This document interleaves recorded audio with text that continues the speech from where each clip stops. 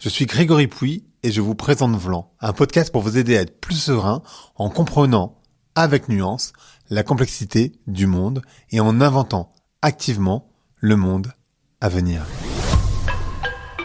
Pour votre confort, cet épisode a été séparé en 2 parties. Ceci est le début de la 2e partie.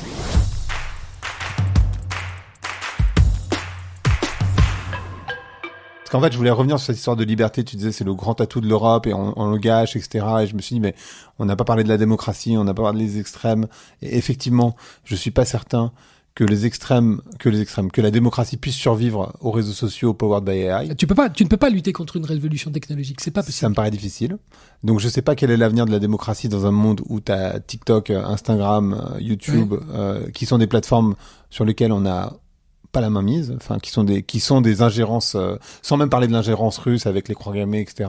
Partout dans Paris. Enfin voilà, ils essayent de déstabiliser à mort la France, mais de manière plus générale l'Europe. Donc il y a cette déstabilisation qui vient de la Russie. On le voit avec des actions, typiquement les croix gammées, voilà, au moment du conflit israélo-palestinien. On voit la déstabilisation par la Chine à travers TikTok. On l'a bien vu en Roumanie, on l'a bien vu en Pologne, et on imagine qu'en France, voilà. On a la déstabilisation par les États-Unis aussi. Et je sais pas, enfin, c'est quoi la porte de sortie? Alors, tu reprends du Prozac et on va être chinois. Et tu vas voir. Mais c'est ça, c'est pour ça que quand je dis qu'il y a une rupture, quand je dis qu'il y a un nouveau cycle qui s'ouvre, c'est que le problème que tu as, c'est que tu as plus de 3 ans d'âge mental. Un peu plus, j'espère. Et ben non, justement, et c'est ça qui te tue. C'est que tu appliques des raisonnements pré-2022. En fait, tu as dans ta tête, parce que on est le même, comme il y a eu 30 ans qui étaient fabuleux, on a les raisonnements de 1989-2020. En disant la démocratie c'est génial et il faut des élections et tout doit bien se passer.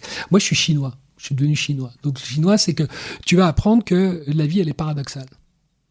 Et que pour aller du point A au point B, la ligne droite dans la vie est très très rarement le chemin le plus court.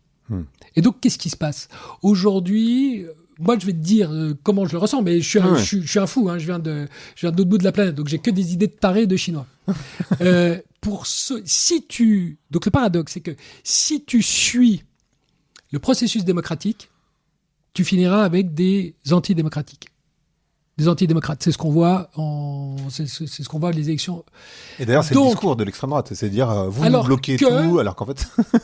Alors que si tu suis potentiellement un processus antidémocratique, tu peux sauver la démocratie. Et donc, je veux bien que t'expliques parce qu'en fait, c'est bien sûr, ça parce que je t'ai dit que c'était complètement paradoxal. Et c'est très dangereux parce que c'est ce qu'on dit par exemple en 1933 quand il y a Hitler en Allemagne. Et ça ne marche pas. Mais très concrètement, prends 2 pays totalement opposés. La Chine et la Suisse. Donc, je vis en Chine et j'étais en Suisse la semaine dernière. Tu peux pas trouver 2 pays plus opposés. Il y en a un qui est énorme, il y en a un qui est tout petit, il y en a un qui a t'appelles ça comme tu veux, dictature, pouvoir dur, et l'autre qui est l'ultime démocratie ou votation tous les dimanches.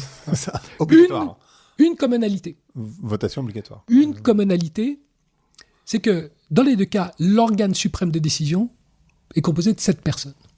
7 personnes. Les bons conseils d'administration dans une société, c'est 7 personnes. Peter Thiel, le génie d'investisseur des États-Unis, c'est toujours moi, si je suis dans une réunion où il y a une 8e personne qui rentre, je pars. Parce qu'il n'y a pas un problème que 7 personnes avec des horizons différents ne puissent pas résoudre. Donc, ce qu'il faut faire aujourd'hui, c'est pas rêver d'élections. Je prends le cas de la France, vu de l'extérieur. Il faut pas rêver d'élections présidentielles 2027 où une classe politique à laquelle on a sous-traité un problème dont on pensait qu'il n'en était pas, la politique, en disant on met que des gens médiocres, et les bons, ils vont tous dans le business. Donc, on va pas tout d'un coup, par miracle, en 2027, avoir des gens bons en politique. Ça n'existe pas. Donc, ce qu'on fait, c'est qu'on fait, alors, on peut appeler ça un putsch, on peut appeler ça un coup d'État, comme on veut, mais, alors moi, j'appelle ça le comité de salut public, 7 personnes. C'est pas une personne, parce qu'il y a pas de, la Constitution, elle est plus faite pour, tu vois, le monde dans lequel on vit. Si tu parles à n'importe qui, n'importe quel leader te dit, je suis pas tout seul. J'ai autour de moi une équipe. Ça n'a aucun sens. Donc, on va pas désigner une personne, on va désigner une équipe de 7 personnes, et qui vont correspondre aux fonctions régaliennes, qui sont la défense, la sécurité intérieure, la finance, l'économie/tech, l'éducation, la santé et l'énergie.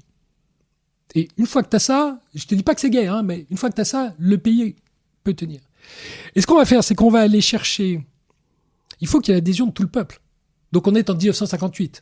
Il n'y a pas de Gaulle. Donc ce qu'on va faire, c'est qu'on va prendre 7 personnes dans chaque domaine qui ont en fait l'approbation de 2 Français sur 3. Donc, la défense, Général de Villiers. Général de Villiers, c'est lui en 2017 qui a dit au président Macron, il va y avoir un conflit terrestre durant votre quinquennat, je suis absolument désolé. Et le président Macron a dit à l'époque, vous racontez n'importe quoi, je vous vire. Bon, c'est le président, c'est le Général de Villiers qui a eu raison, et il y a 2 Français sur 3 qui pensent que le Général de Villiers, en matière de défense, il est compétent, il sait ce qui se passe. Finance, tu prends Jacques Delarosière, ancien gouverneur de la Banque de France, ancien gouverneur du FMI. Les problèmes de dette, il a fait ça toute sa vie. Le problème, il a 95 ans. Bon. Donc, qu'est-ce qu'on fait? On prend toutes ces figures emblématiques. Tu prends éducation, tu prends Elisabeth Badinter. Elisabeth Badinter, il y a 2 Français sur 3 qui pensent qu'elle est fantastique pour éduquer une population.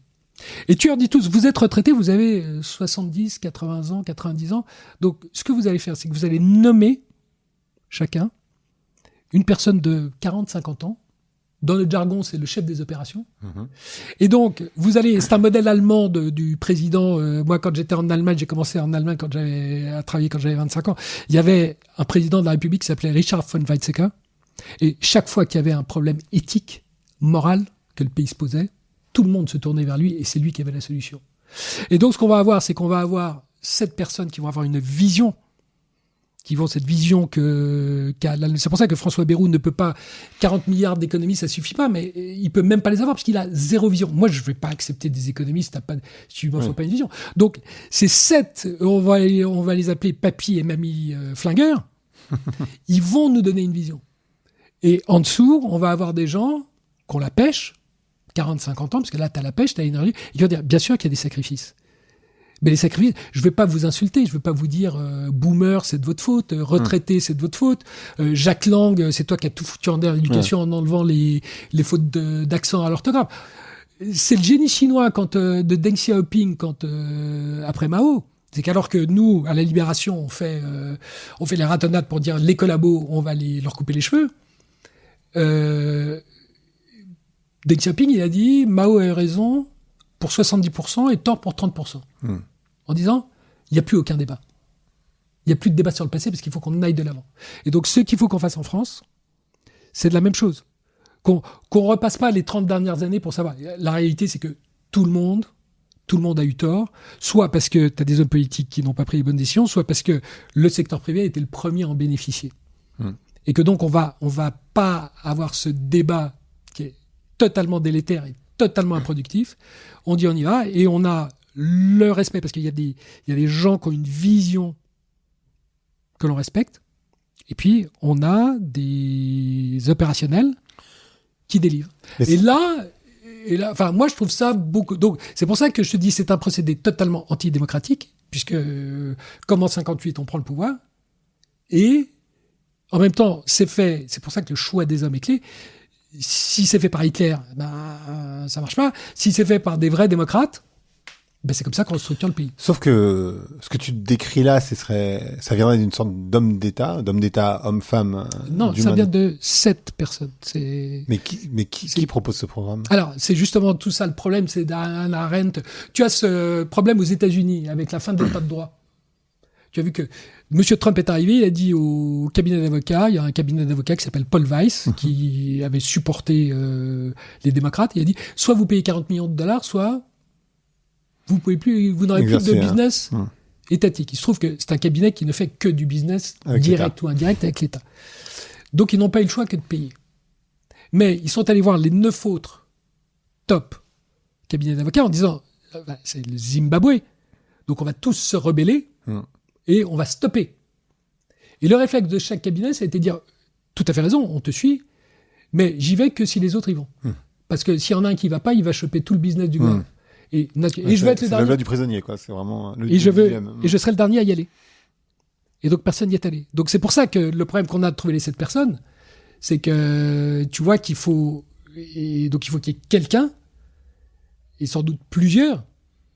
Et c'est là où, par exemple, moi, j'étais pas du tout, j'ai absolument pas suivi, mais la REF, le rassemblement du patronat, il y a 3 jours. Pour moi, j'ai pas suivi non plus, mais rien n'en est sorti. Alors que ce qui doit en sortir, c'est que tu dois avoir des patrons qui disent, mais on voit bien que notre État ne fonctionne plus, on va arrêter de critiquer l'État et on va redéfinir ce que nous, on va prendre que l'État fait mal, et on va dire on va être mieux, on est mieux qualifié que... Donc, formation professionnelle. Pourquoi il n'y a que 30% des 65 ans, 60-65 ans, en France, il n'y a qu'un tiers qui travaille. Ensuite, c'est 80%. Parce que quand tu es en France et que tu as 55 ans et qu'il y a l'IA qui débarque, eh ben le DRH, il t'appelle, il dit, de toute façon, vous êtes complètement nul, vous n'y comprenez rien, je vous vire. En Suède, on dit, à 55 ans, quelqu'un, on peut encore le former. Bien sûr. Et puis surtout, il peut former les autres, ma femme. Et donc, c'est pour ça qu'en France, on paye 10 années de retraite supplémentaire. Donc, la formation professionnelle, c'est les boîtes qui la prennent. Et on arrête de financer une espèce de formation professionnelle étatique qui ne sert qu'à financer, il y en a pour des dizaines de milliards, à financer des syndicats qui ne servent absolument à rien. Et puis les retraites coûtent extrêmement cher en France. Vraiment, Donc, tu vois, et en fait, c'est pour ça que l'époque est passionnante, c'est que ce qu'on doit reconstruire, c'est le PPP. C'est le partenariat public-privé. Et l'erreur qu'on commet, c'est de taper en permanence sur l'État, sur le public en disant « vous êtes nuls », et que les gens du privé n'ont pas suffisamment de force de proposition en disant comme vous êtes mauvais à faire ça, vous allez cesser de le faire, mais nous, on va le prendre, mais avec la promesse d'être bien meilleur dans le service qui va être délivré. Et bienveillant aussi. Parce que le problème, c'est qu'il y a...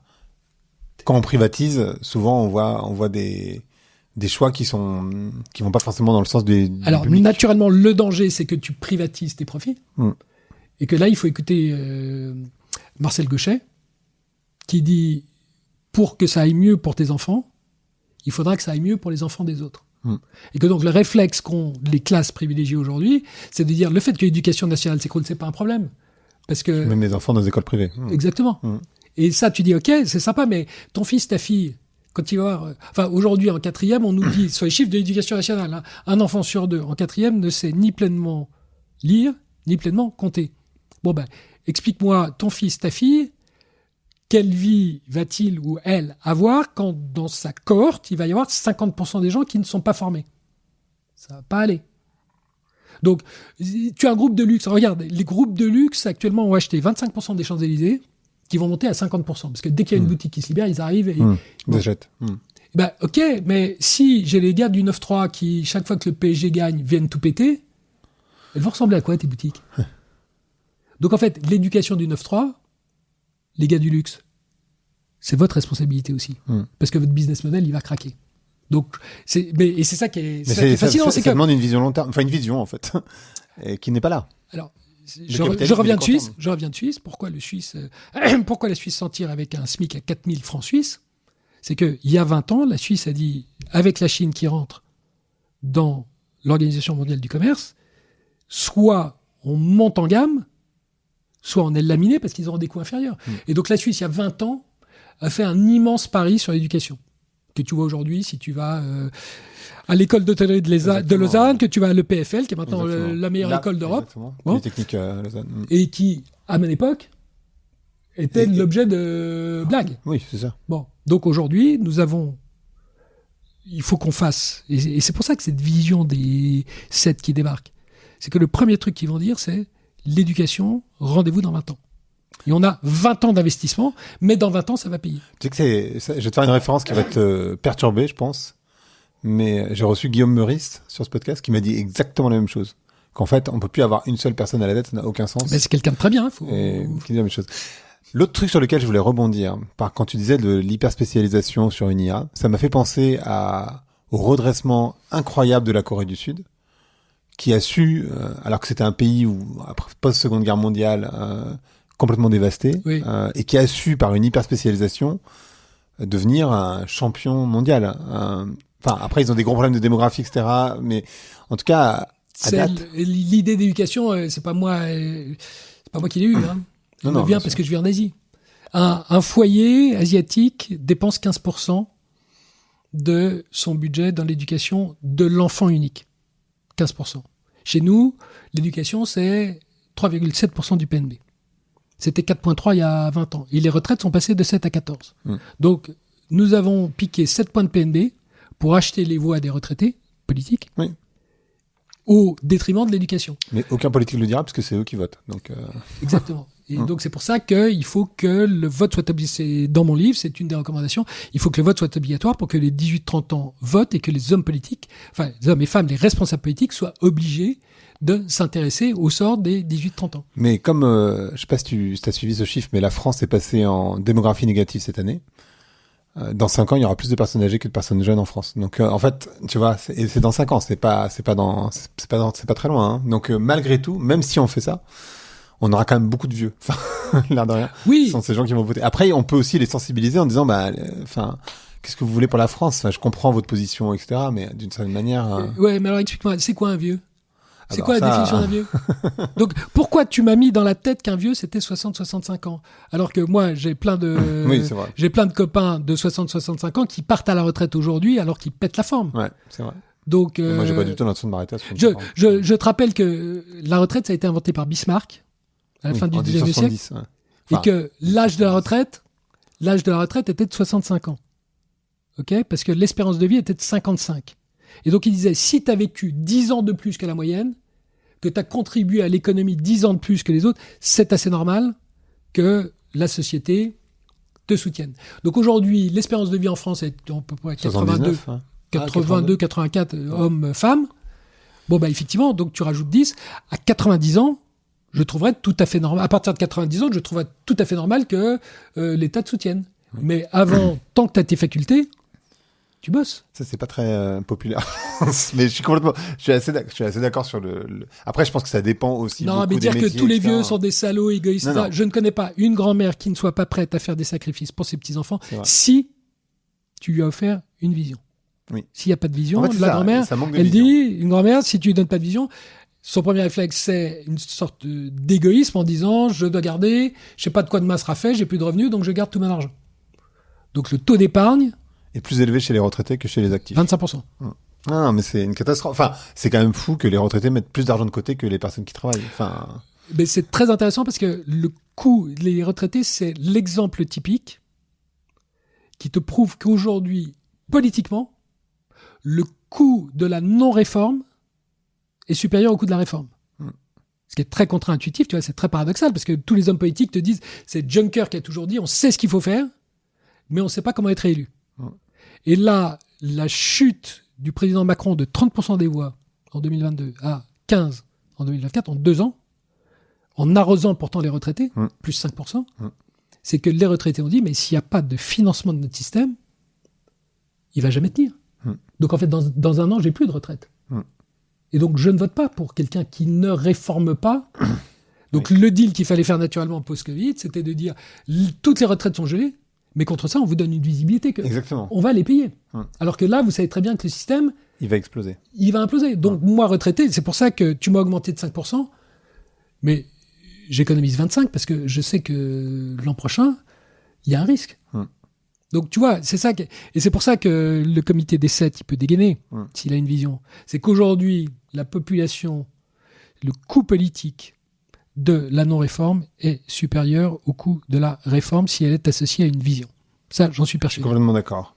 Je vais reprendre un tout petit peu d'auteur, parce que tu disais au tout début d'ailleurs... Tu es déjà grand, hein, comparé à moi, donc... Je suis un peu plus grand, physiquement en tout cas.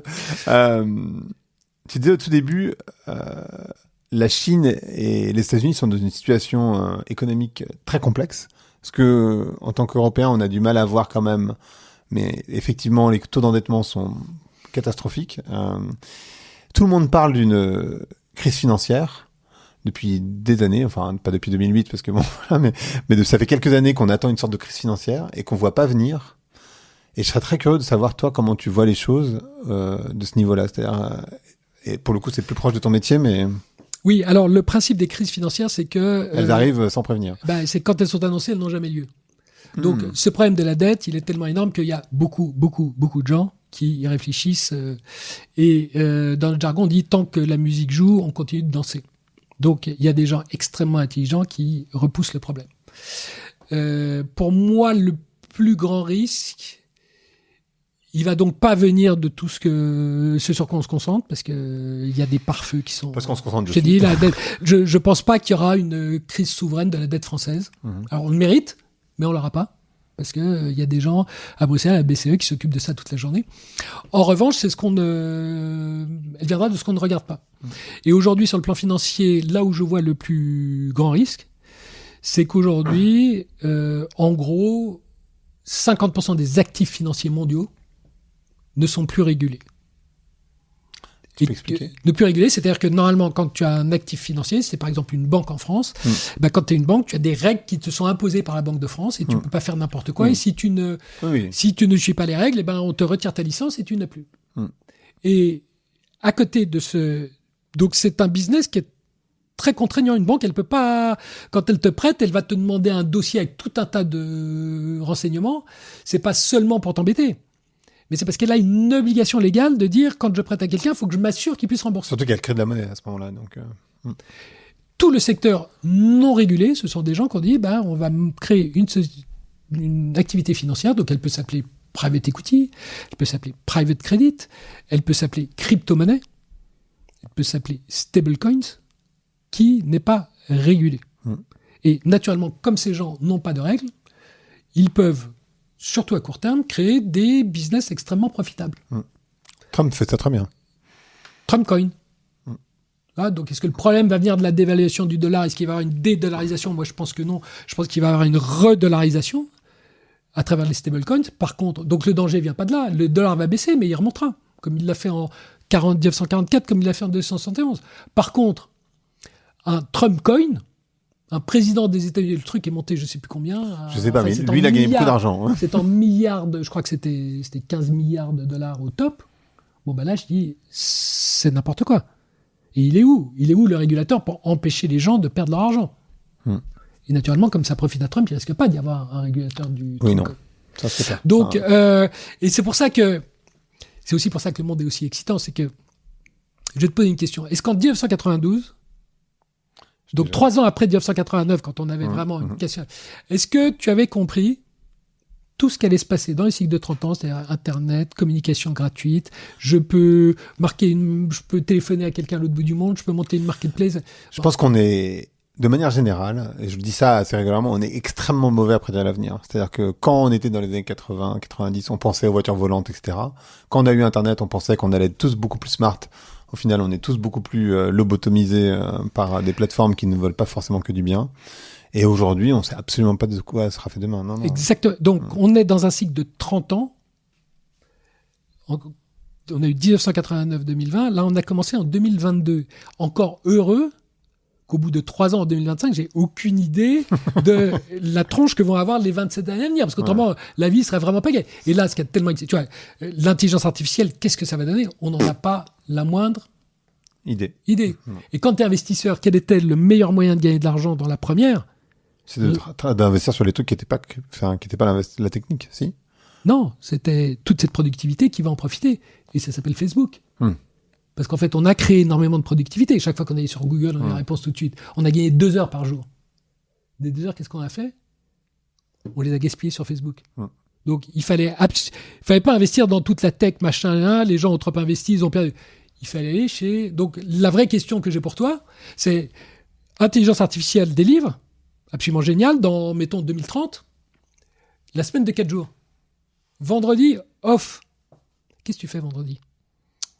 Parce que c'est là que je veux investir. Ouais, je vais pas regarder Netflix. Je pense que Netflix, tout ce genre, je pense qu'on va retourner. Mais non, parce que ça va être un truc nouveau. Mon point de vue, ça va être. Je suis pas sûr. Moi, mon point de vue, ça va être. On va revenir bizarrement, mais c'est la manière dont je vois le monde et sans doute avec des lunettes en cœur, mais je pense qu'on va revenir à des. Et c'est aussi des tendances sociologiques, c'est pas juste comme mes lunettes en cœur, mais on va revenir à du lien vrai, tu vois. Absolument. C'est-à-dire, on va revenir à des réunions, on va revenir à j'ai envie de rencontrer du monde, on va revenir à ce genre de. Exactement ce que je lisais il y a cette semaine. Les réseaux sociaux, c'est une rencontre avec toi-même. Oui. Puisque tout le monde te ressemble. Bon, il y a un jour, on en a marre de... Je pense que c'est déjà en train de mourir, mais bon. Oui, je pense aussi. Et, enfin, plus ou moins rapide. Oui, pas tout de suite. Quand je dis c'est en train de mourir, c'est pas avant TikTok, 2-3 ans. Non, TikTok est pas encore mort, malheureusement. Non. Mais je pense qu'à un moment, on va dire, je veux de la vraie diversité. Et Du donc, vrai divertissement et de la vraie diversité. Les deux. et en fait, je veux les idées contraires de ce que je pense. Je veux l'avocat du diable. Quand je pense quelque chose, je veux quelqu'un qui me dise l'inverse. Et on va retrouver le débat. Et on va le retrouver certainement en Europe, avant les États-Unis, où il y a 400 millions d'armes pour chaque fois qu'on n'est pas d'accord dans un débat. Ouais. Et puis nous, on aime bien ça, par ailleurs. Enfin, Et en la plus, on France. adore. Ça tombe bien, on adore. Mais peut-être que effectivement, les investissements, ça doit être dans des lieux, tout simplement. Tu parlais de crypto-monnaie. C'est quoi ton regard porté sur les cryptos? Il y a beaucoup de débats sur le sujet. Trump est très pro-crypto de manière très évidente. Surtout le Trump Coin. Surtout le Trump Coin, mais bon, il a aussi agi pour le Bitcoin qui a pas mal monté ces derniers mois. Alors après, bon, tu vois bien que les cryptos, c'est très fluctuant, mais enfin, globalement, c'est une tendance très haussière. Comment tu regardes ça, toi, de ton côté? Alors, malheureusement, j'ai des cheveux gris, donc Tu vois pas? Tu je suis regardes pas pas? la bonne personne à interroger. Non, mais j'ai vu plein d'épisodes sur les cryptos. Non, mais donc, quand tout le monde s'emballe, il faut garder son bon sens. Donc, une monnaie, sa valeur est fondée soit sur un actif, soit sur des revenus. Et si tu prends le Bitcoin, il n'y a ni l'un ni l'autre. Donc, j'ai le réflexe à être très négatif en disant je peux avoir tort pendant très longtemps, c'est pas grave. Les stablecoins, en revanche, ça c'est très différent. C'est très très différent parce que, souviens-toi ce que je t'ai dit du régulé contre le non régulé. Donc les stablecoins pour nos auditeurs, c'est en fait une crypto-monnaie qui est à chaque fois que j'achète $1 de stablecoins, en fait, celui qui l'émet doit acheter $1 de dette américaine. C'est ça. De bons du trésor. Donc ça fait le jeu du gouvernement américain parce que ça crée une demande nouvelle prétendument nouvelle, je suis pas sûr qu'elle le soit, mais admettons qu'elle le soit.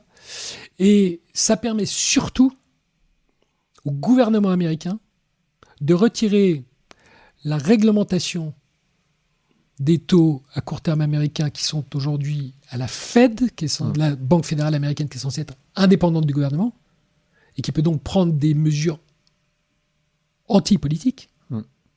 Le stablecoin, il va dépendre de la réglementation du Trésor américain. Donc c'est un moyen pour le gouvernement américain de véritablement dénaturer la Banque fédérale en la privant de son contrôle de la courbe des taux américaine. Et donc ça, pour moi, ça c'est un tremblement de terre. Ça, c'est un tremblement de terre parce que la raison pour laquelle j'ai eu confiance pendant des années et des années dans les États-Unis, c'est précisément parce que je disais, sur le plan monétaire, en 1980, il y a un gouverneur qui s'appelle Paul Volcker et qui crée la plus grande récession depuis 1945 parce qu'il y a de l'inflation, je dois la tuer.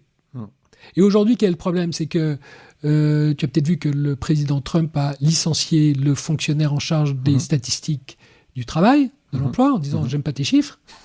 Donc l'inflation qu'on nous dit à 2 à 3% aux US.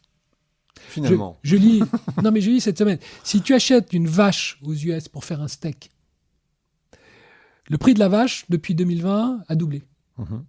Donc pour moi, intuitivement, le prix du steak devrait doubler. L'inflation aux US, elle est entre 10 et 15%. La vraie. Celle qui fait que, donc, je te mets dans la tête que l'inflation est de 2,3, donc ton salaire il va faire 2,3, ta véritable inflation est de 10,15, t'es ruiné. Et donc ce que je vais faire, l'idée c'est que je veux ruiner les classes moyennes puisque ce sont elles à travers, c'est exactement ce qui s'est passé en 1945-1952. Tu as ce qu'on appelle dans le jargon les taux d'intérêt réels négatifs, c'est-à-dire que le taux d'intérêt est inférieur à l'inflation. Donc je t'emprunte à 2% et toi tes coûts font plus 10. Chaque année, tu perds 8. Mais c'est quoi? Et si tu fais ça pardon, mais c'est très important. Si tu fais ça pendant 5 ans, avec l'effet composé dont Albert Einstein disait que c'est le phénomène le plus puissant du monde, en fait, en 5 ans, 8% pendant 5 ans, je fais dans la tête, j'arrive à te piquer à peu près la moitié de ton patrimoine. Donc c'est pas innocent. Non, mais alors, tu vois, j'ai reçu Esther Duflo. Et politiquement, ça passe tout à fait parce que, donc c'est pour ça que les retraités, on va leur dire, on vous laisse votre retraite à 2 000 €, ça va très bien. Et en fait, on va leur diminuer de moitié leur patrimoine. Mais alors ça, donc, pardon, excuse-moi, c'est moi qui t'ai coupé, mais j'ai reçu Esther Duflo sur ce sujet. Tu vois, Esther, donc prix Nobel d'économie, qui a... Oui, alors elle est sans doute un peu plus crédible que moi, mais bon... Non, mais désolé. Elle décrit ça très bien. Elle décrit ça très bien sur l'effondrement des classes moyennes aux États-Unis. J'ai reçu Antoine Fouché en France, qui a écrit un bouquin qui s'appelle En finir avec le travail qui paye plus, qui décrit ça aussi parfaitement bien. C'est-à-dire qu'en fait, les gens s'appauvrissent, et je pense que la montée des extrêmes est très liée à ça. Si tu n'hérites pas de ta grand-mère, si tu n'hérites pas de ta grand-mère, il y a 1% de la population à Paris qui peut vivre dans 100 mètres carrés. C'est ça. Bon. En fait, donc, mais c'est ça qui est sympa, le modèle est cassé. Oui, c'est ça, le modèle est cassé. Mais c'est pour ça qu'on va le reconstruire, c'est ça qui est sympa. Mais alors, tu vois, je discutais aussi, j'ai reçu le CEO de Michelin, et il y a comme une peur de révolution, mais la question que je me posais, c'est quoi l'intérêt politique d'appauvrir autant ta classe moyenne? Ce que tu disais, est-ce que Trump... c'est que tu te désendettes. C'est ça la beauté du mouvement. mouvement. Ok. Et en fait, tu ruines l'air entier, et avec des taux qui sont artificiellement bas, tu permets aux entrepreneurs de reconstruire le pays. Donc ça, c'est toute l'après-guerre de 1945. C'est que tu dis, ceux qui ont épargné, je vous ruine. Et à l'inverse, les jeunes qui n'ont pas d'argent, vous empruntez à 2% au lieu d'emprunter à 7-8 l'inflation. Donc t'empruntes à 2 et ton chiffre d'affaires, il fait plus 7-8 chaque année. Tu rembourses en monnaie de singe. Donc toute l'idée, c'est pour ça que le Bitcoin ne cesse de monter, c'est que les gens disent, mais tout sauf ces monnaies il va y avoir, comme dans les années 30, c'est pour ça qu'on est en guerre monétaire. Il va y avoir ce qu'on appelle les dévaluations compétitives. Souviens-toi, en 1933, les US dévaluent. Le Royaume-Uni et la France disent « Ah, les Américains sont des pauvres, etc. On est grands gagnants. » Et puis tu vois bien qu'en 35 et en 36, ça pète chez nous. Bien sûr. Voilà. Donc, et c'est là où les États-Unis sont les meilleurs, comme d'habitude, parce qu'ils comprennent, quand tu as une guerre, quand tu as un problème de crise de dette, tu dois être le premier à dégainer. C'est la même chose quand il y a une crise immobilière. Crise immobilière, tu es le premier à vendre avec 10% de perte, tout le monde ricane en disant « Ah, il a été tellement mauvais, t'es tellement mauvais. » Et puis tu vois que 2 ans plus tard, c'est moins 50. Donc il faut toujours dégainer le premier. Et c'est pour ça que les US, là, avec le 2 avril, sont les premiers à dégainer. La Chine l'a compris et les suit en disant « Notre monnaie dévalue autant que la vôtre. » Et nous, Europe, on dit « Non, on maintient. Vous avez vu, il y a une guerre civile aux US, ils vont dans le mur. Et il y a d'ailleurs une crise financière. Tiens, allez hop, ils vont sauter. » Pas vraiment. Non. Selon toi. Intéressant. Je te garde quand tu dis un truc dans ton bouquin sur la Russie en disant que c'est un vrai loser, et je me demande dans quelle mesure c'est vraiment un vrai loser. D'abord, est-ce que aussi l'humiliation de la Russie depuis 89 par les États-Unis en particulier, ça n'a pas joué dans la situation actuelle? Est-ce que la Chine, qui commence à acheter de l'énergie quand même pas mal à la Russie et à l'Iran, ce que tu disais, ça crée pas aussi un lien quand même très fort entre la Chine et la Russie? Et ils ont intérêt, la Chine, parce qu'ils ont une frontière qui est assez importante avec la Russie néanmoins. Et je me pose la question de savoir, est-ce que vraiment c'est la Russie, c'est un loser? Moi, je suis pas certain, c'est pour ça que je me permets. Alors, ça fait longtemps que j'ai pas lu mon bouquin, mais je ne pense pas avoir écrit que la Russie était un loser. Ce que j'ai écrit, par contre, c'est que la Russie se faisait piller par la Chine. Ça, écoute, je l'ai noté, alors j'ai pas le bouquin là. La Russie n'est pas du tout un loser, parce qu'avec 2% du PNB mondial, ils arrivent à emmerder l'ensemble de la planète. Donc, c'est pas la définition d'un loser. Ce que j'explique dans mon livre, c'est que, justement, le 2% du PNB, c'est une vision d'économie de paix, et qu'en revanche, quand tu es en économie de guerre, tu te rends compte que le PNB russe est fait d'armes, d'énergie et de bouffe. Et ils ont de l'eau aussi. Ils ont de l'eau potable. Et de l'eau. C'est ce dont tu as besoin pour survivre en état de guerre. Donc c'est l'ultime, et pas seulement l'économie de la défense, c'est l'ultime économie de guerre. Donc c'est la raison pour laquelle je dis que Poutine est extrêmement dangereux, parce que nous, tous les conseils d'administration ont dit, on avait 1%, 2%, 3% de notre chiffre d'affaires en Russie, on fait une croix, c'est pas la mort. Et en fait, on ne se rend pas compte que le poids, si on faisait un PNB ajusté de l'économie de guerre, je ne sais pas quel serait le chiffre de la Russie, mais il ne serait pas 2%. Par contre, la Russie est la grande perdante de la relation avec la Chine, puisque aujourd'hui, la Russie vend... Moi, je pense que la Chine a son pétrole pour quasiment 0. Puisque les Russes vendent le pétrole en Ils ont de la monnaie chinoise, donc des RMB, et donc qui n'est pas convertible, donc ils sont obligés d'acheter, c'est du troc, ils sont obligés d'acheter des produits chinois. C'est ça. Et que la Chine dit, donc exemple, on n'en a pas parlé, mais il y a 4 mois, les importations de camions chinois en Russie ont été arrêtées parce qu'ils n'avaient pas de frein. Ah oui, j'ai entendu parler de ça. Le taux de défaut des puces, 2% avant la guerre d'Ukraine, 40% aujourd'hui. Donc en gros, les Chinois, chaque fois qu'ils ratent une production, disent Hop, « To Russia with love ». Donc, c'est pas tenable dans le long terme. Donc, sous cet aspect, la Russie est perdante. Maintenant, moi, j'essaye, là encore, je suis pas du tout populaire, mais je dis que, même si ça me fait vraiment pas plaisir, que Poutine a un argument quand il dit, et Dietrich Genscher l'a confirmé, en 1990, il y a une poignée de main entre Genscher et Gorbatchev en disant l'OTAN n'ira pas au-delà de l'Allemagne. Et donc Poutine dit mais on n'a pas mis ça sous contrat, on s'est fait totalement avoir. Non mais il a raison. Et donc c'est pour ça que quand il dit il faut revenir, et c'est pour ça que cette guerre ne peut pas s'arrêter, c'est qu'il dit moi elle s'arrêtera que le jour où on viendra à l'origine de la guerre, qui est que l'OTAN ne doit pas aller au-delà de l'Allemagne. Et ça naturellement c'est inacceptable pour les populations qui disent j'étais en Finlande cet été, on veut tous sauver russe. C'est sûr. Donc on se retrouve, et j'explique dans mon livre que la solution, c'est la plus impopulaire, comme toujours, c'est Lee Kuan Yew de Singapour qui était toujours la meilleure. Si tu hésites entre 2 possibilités, tu prends toujours la plus douloureuse. Parce que c'est la meilleure. C'est celle que les autres ne prendront pas. Et donc, la décision douloureuse, c'est celle que prend Adenauer en 1949, où quand les 4 puissances disent on va s'entendre sur la gouvernance de l'Allemagne, avec la Russie qui dit on fait un deal, et il y a Adenauer qui dit aux 3 puissances occidentales mais vous êtes fous, un contrat avec les Russes, si vous faites ça on est tous communistes à nouveau d'ici quelques années. Donc je fais le truc le plus impopulaire qui est que j'abandonne une partie de mon territoire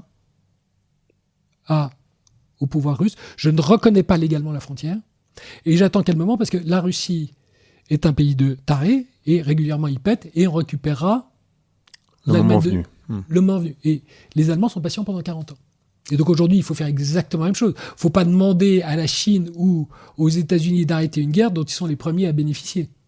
Oui, parce que nous, on est mis en étau entre les deux. Bien évidemment. Donc ce qu'il faut faire, c'est dire à Poutine, OK, il y a des territoires occupés, et puis on attend calmement que Poutine meure un jour. Il n'a pas de successeur parce qu'il les a tous flingués.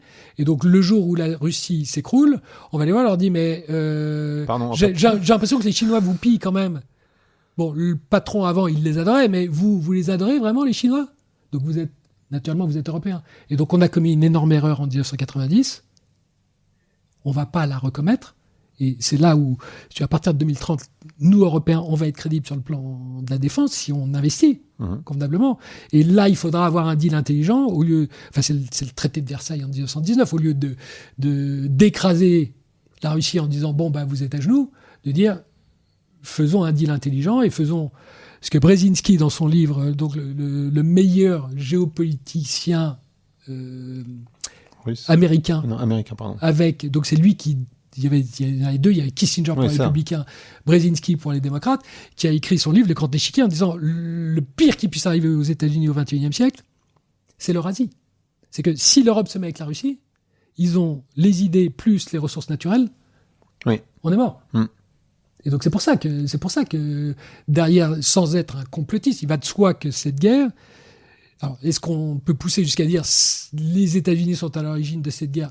Je ne sais pas, mais par contre dire que les États-Unis ont bénéficié énormément en divisant l'Europe, ça c'est sûr. Ça c'est sûr, et que donc on aurait intérêt à faire une transaction qui nous plaira pas, parce qu'il n'y a pas une personne au monde qui a fait une transaction avec Poutine qui lui plaise, mais qu'on dise soyons patients. Il faudra peut-être attendre 10, 20, 30 ans, mais... il est vieux, il a 80 ans maintenant, donc... non, il a 70 ans, et... il a 70 ans, je sais pas exactement, 80, mais puis je pense que... En vrai, je pense j'imagine qu'il est fait en acier, je sais pas, mais... Ouais, il a l'acier russe, non, je parlerai pas... C'est pas un truc à 2-3 ans. Non, sans doute pas. Et c'est vision. Et je sors de ton spectre, mais comment tu regardes comme on parle de conflit, et qu'on en parle beaucoup en ce moment, comment tu regardes le conflit israélo-palestinien, toi ? Alors ça, c'est totalement en dehors de ma zone de compétence. Donc là encore, le monde est très contre-intuitif. Moi, je pense qu'il n'y a pas de guerre. Il n'y a pas de conflit au Moyen-Orient. Et ce qui me le dit, c'est le cours du pétrole. C'est-à-dire que les gens qui comprennent véritablement le Moyen-Orient, c'est impossible à comprendre. Les seuls gens qui comprennent le Moyen-Orient sont les traders de pétrole. Et le pétrole aujourd'hui est à peu près à $65. S'il y avait un conflit au Moyen-Orient, il serait à 90, 100, 120. Donc ce que je dis est très contre-intuitif parce que pour avoir la paix au Proche-Orient, il faut passer par une guerre. Mais c'est la raison pour laquelle la vision, c'est que pour la première fois, il y a une possibilité de guerre, une possibilité de paix au Moyen-Orient. Et ça, on le sait encore une fois, c'est quand on est en Chine et qu'on a vu un accord entre l'Iran et l'Arabie Saoudite il y a 2-3 ans qui a été signé à Pékin. Et ça te dit que cet accord, naturellement, il n'est pas valide aujourd'hui, mais il peut le revenir demain. Et l'accord entre l'Arabie Saoudite et Israël, là encore, il est. Et la raison pour laquelle pour moi, j'essaie de rendre des choses très très compliquées, très très simples, c'est que MBS a 40 ans. Mm-hmm. Quand tu es dictateur à 40 ans, c'est quoi ton objectif ? De rester. Donc MBS, c'est d'être dictateur à 80 ans. Oui, c'est ça. Et donc, tu ne peux pas être comme les autres qui ont 80 ans et qui disent ça tiendra encore 4-5 ans. Tu es obligé de développer ton pays. Et il sait très bien que si il continue à gaspiller son argent tel que l'Arabie Saoudite l'a fait depuis 1945, son pays ira nulle part. Et en revanche, si il développe son pays, mais il se trouve que cette région du Moyen-Orient est au centre du monde. Et qu'aujourd'hui, tu vois, sur le plan financier, la place d'Abu Dhabi est en train de devenir, pas Dubaï, parce que c'est bourré de 800 000 Russes, donc Dubaï, pas bon, mais Abu Dhabi est en train de devenir une plateforme d'investissement, ce qu'on appelle offshore, pour les family office et les gens fortunés et les investisseurs institutionnels qui va rivaliser Hong Kong, la Suisse et Singapour. Et ça, ici à Paris, on s'en rend absolument pas compte. Non. Parce que moi, tu vois, le premier nom qui me vient en tête, c'est Londres. Donc, tu vois. Voilà. Donc, c'est pour ça que le Moyen-Orient, je connais pas, mais je pense que c'est extrêmement intéressant parce que c'est très contre-intuitif et c'est. Alors, ce que je dis est, tu vas dire qu'il n'y a pas de guerre quand il y a des millions de personnes. Rien. Non, mais qui sont en train de souffrir un martyr à Gaza. Par définition, je raconte n'importe quoi. Mais je dis que les apparences sont totalement trompeuses et que au-delà, et je ne sais pas combien de temps ça va durer, je sais pas, etc. Parce que c'est très très compliqué. Mais tous les gens qui s'y connaissent beaucoup, à qui je parle dans la région, sont en fait très confiants sur le long terme, parce que pour la première fois, il va peut-être y avoir une solution. D'accord, intéressant. C'est intéressant de. Mais c'est pour ça que le monde est fascinant, c'est que non mais de toute manière, on est dans un monde, toutes les apparences sont trompeuses. En fait, quand tu lis le journal, c'est Churchill ne croit jamais une annonce officielle tant qu'elle n'a pas été démentie au moins 5 fois. Donc chaque fois que nous lisons le journal, rajoute une négation à la phrase que tu lis et tu te rapproches un peu plus de la vérité. Très clair. J'ai des tonnes de questions encore, mais je vais m'arrêter, ça fait quand même 1h30 qu'on parle. Pardon. Non, mais non, c'est génial. Je suis désolé, je suis très long dans mes réponses. Non, mais c'est super. Et moi, j'ai encore des tonnes de questions, tu vois, sur la France comme moyenne puissance, enfin, il y a plein de trucs dont on pourrait parler, mais je pense que les gens ont bien compris quand même. Mais on a une carte non, mais tu vois, on a une carte à jouer, mais c'est évident que il faut vision, il faut en fait, il faut changer courage, il faut être très imaginatif en disant sortons 3 ans d'âge mental. Ouais. Dès que tu penses schéma près 2022, moi je vois très bien quand j'investis avec près 2022, je paume tout mon fric.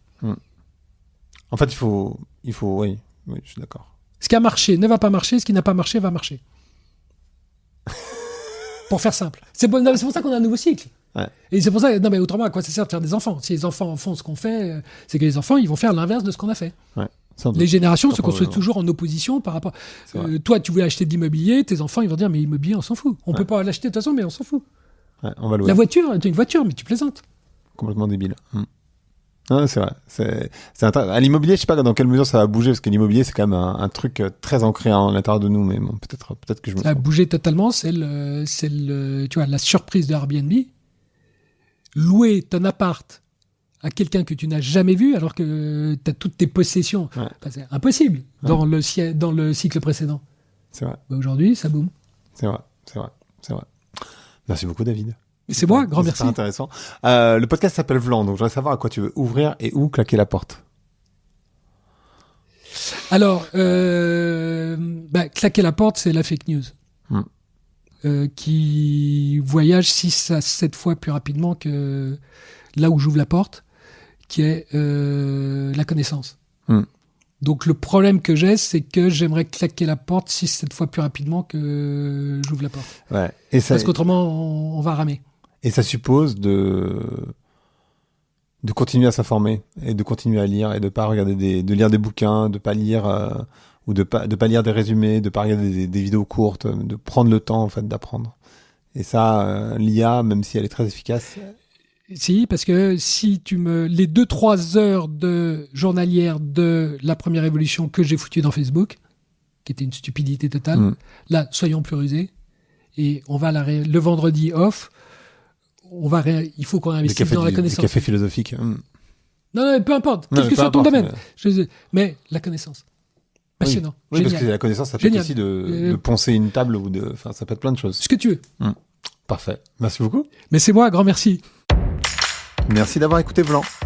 Si vous avez aimé l'émission, vous pouvez le dire avec des étoiles, 5 de préférence sur iTunes, et le partager avec vos amis ou vos collègues. Je suis Grégory Pouy, vous pouvez me retrouver sur Twitter et LinkedIn sous le pseudo Greg from Paris. N'hésitez pas à me remonter vos remarques, vos questions, mais aussi les invités que vous aimeriez entendre.